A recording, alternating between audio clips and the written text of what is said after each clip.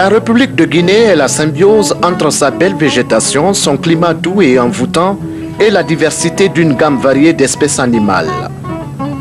Ce pays qui fait partie de la région ouest africaine avec ses 300 km de côte bordant l'océan Atlantique laisse surtout un souvenir exquis à ceux qui le visitent et leur donne une envie folle de le découvrir davantage. Parmi les merveilles touristiques qui enrichissent les potentialités économiques de ce pays, vous avez la baie de Sangaréa. Située au flanc de l'océan Atlantique, ce site est à 50 km de la capitale Conakry, dans la préfecture de Dubreka.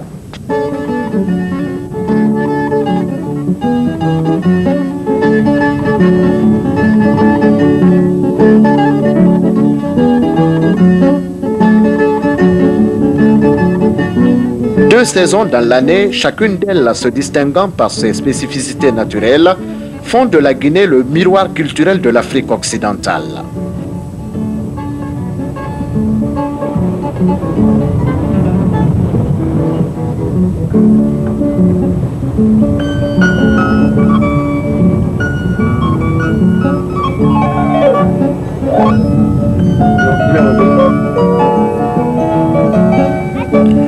Convoitée particulièrement par les pêcheurs artisanaux, cette localité touristique tient sa grandeur à l'émergence de plusieurs villages le long de ses côtes, parmi lesquels le village de Mengbe, une population qui s'épanouit grâce au fleuve Sumba.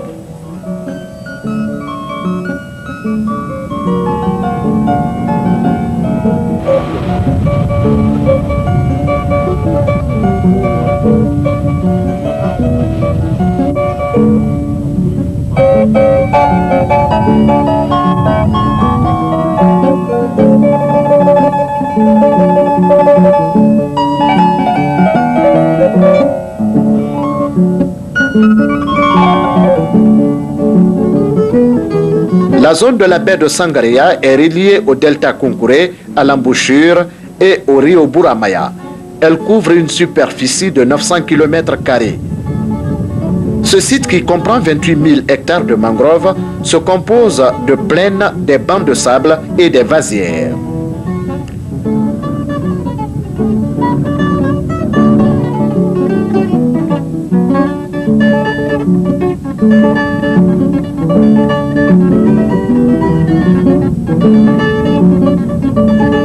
Cette mangrove abrite également plusieurs espèces d'oiseaux marins, notamment l'ardea, le goliath, le scopus, l'umbretta, le ciconia et l'épiscopus.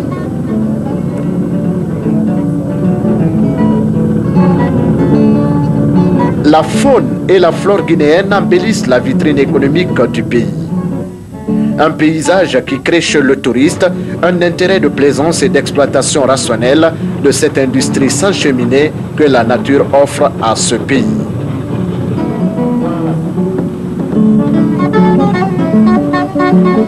Par ce chenal, les piroguiers assurent le transport du fruit de la production des insulaires vers les points de commerce. Avec des barques peu modernes, ils se lancent dans la mer sur des distances très considérables à la recherche du poisson et autres recettes aquatiques.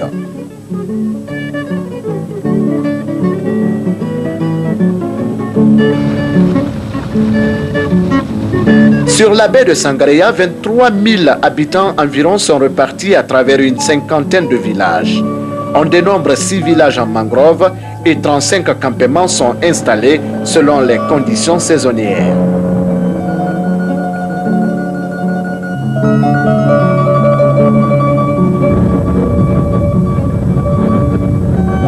Ce vieux port négrier, autrefois tristement célèbre, rappelle encore les exactions imposées aux Noirs pendant l'ère coloniale.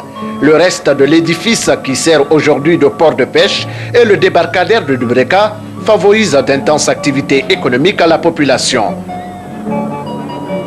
La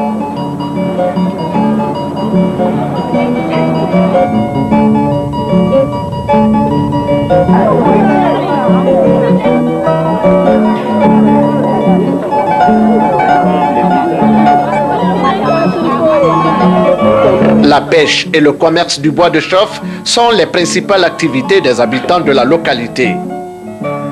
Le mont Kakulima. Cette immense montagne qui surplombe la région favorise cependant un climat propice à l'agriculture et à l'élevage.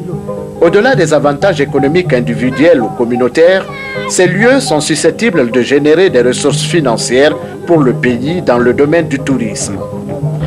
À cette beauté exceptionnelle de la nature s'ajoutent d'impressionnants sites touristiques très attrayants comme le chien qui fume et l'éléphant qui veille. Ces appellations pour identifier ces énormes blocs de pierre ont une interprétation vague et floue de nos jours.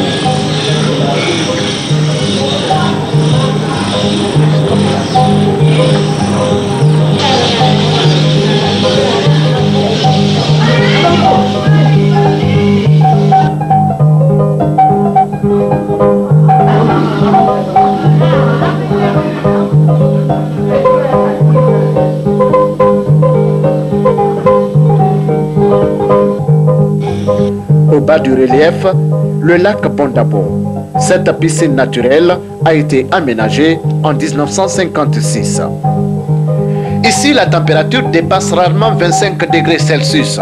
La pluie y est abondante, l'environnement est sain et l'air parfumé des lieux donne la sensation et le bien-être. Ceux qui savent bien observer les mythes de la nature trouvent une image vivante à travers ces merveilles. Le chien qui fume est une crête dont la forme ressemblerait à distance à la tête d'un chien.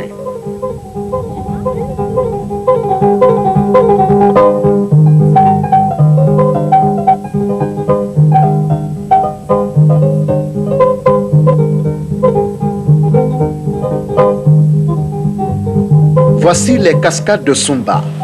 Là, tout attire et retient, soit pour le repos, soit pour la réflexion.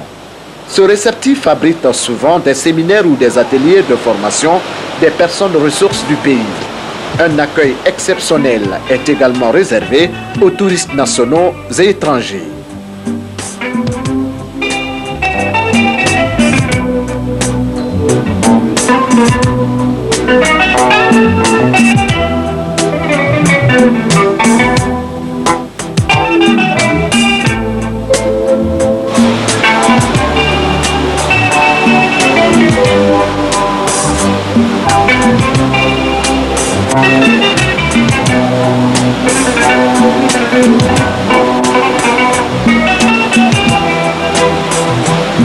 Sur le site, un restaurant de 150 places est bâti, répondant aux normes internationales et en service de qualité.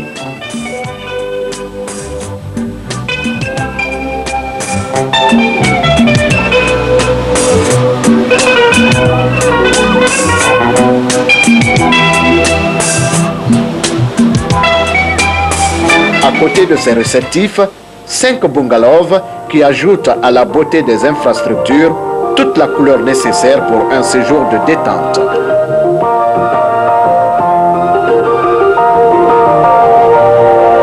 Un microclimat d'une caractéristique rare dans la sous-région y favorise le tourisme de loisirs. Le visiteur a du plaisir à regarder à partir de la fenêtre de sa chambre d'hôtel l'exceptionnelle beauté de la verdure guinéenne.